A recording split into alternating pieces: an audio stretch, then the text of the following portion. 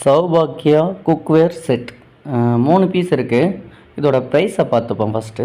கிட்டத்தட்ட 900 ரூபாய் வருது, ₹1 கம்மி. ஓகே சரி. இது வந்து வண்டி ஒன்று, ஹீரோ வண்டி வந்து திருவண்ணாமலை ஷோரூமில் எடுத்திருந்தோம். அதில் வந்து ஸ்ரீராம் ஃபைனான்ஸில் தான் நாங்கள் வந்துட்டு ஃபைனான்ஸ் பண்ணியிருந்தோம். அது நாங்கள் கம்ப்ளீட் பண்ணிட்டோம். அதை கம்ப்ளீட் பண்ணதுக்காக இது வந்து கிஃப்டாக கொடுத்தாங்க அப்படின்னு சொன்னாக்கா அது உண்மை இல்லை. உண்மை என்னன்னா, இதுக்கு பின்னாடி ஒரு ஸ்டோரி இருக்குது. அது என்னென்னா, வண்டி எடுக்க போனப்போ ஒரு கொட்டேஷன் பேப்பர் கொடுப்பாங்க இல்லையா, அதுக்கு முன்னாடி என்னென்ன ப்ரைஸ் வருது, மந்த்லி எவ்வளோ டியூ பே பண்ணணும் அப்படின்ட்டு. அந்த பேப்பரை வந்து எங்களுக்கு கொடுக்கல. அது நாங்களும் வாங்கலை, அவங்களும் கொடுக்கல. இதை பயன்படுத்திக்கிட்டு அந்த டீலர், அவருக்கு இதில் என்ன லாபம்னு தெரில, 10% சொன்ன அந்த இன்ட்ரெஸ்ட்டை 11% மாற்றிட்டாரு. இது எனக்கு எப்போ தெரிய வருதுன்னா, கிட்டத்தட்ட ஒரு வண்டி எடுத்துட்டு ஃபஸ்ட்டு டியூ பே பண்ணும்போது தான் இந்த இஷ்யூ தெரியுது.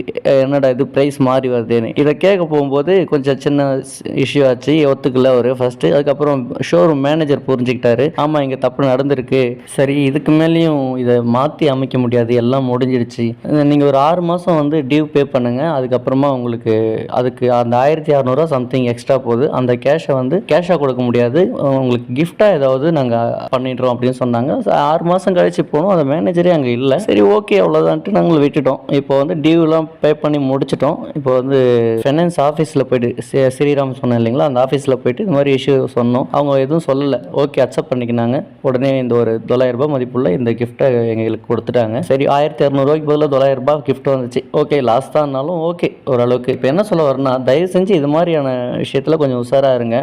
நாங்கள் பாருங்கள் கொஞ்சம் யதார்த்தமாக இருந்ததால் சரி இது ஒரு பெரிய விஷயம் இருந்ததால் அதுக்கு 1% எக்ஸ்ட்ரா போட்டு 1600 ரூபாய்க்கு மேலே லாஸ் ஆகிடுச்சு. நீங்களும் கொஞ்சம் இது மாதிரி கொட்டேஷன் பேப்பரை வந்து வண்டி வாங்குறீங்களோ இல்லையோ, நீங்கள் கொட்டேஷன் போட்டிங்கன்னா அந்த பேப்பரை நீங்கள் வாங்கிட்டு வந்துடுங்க.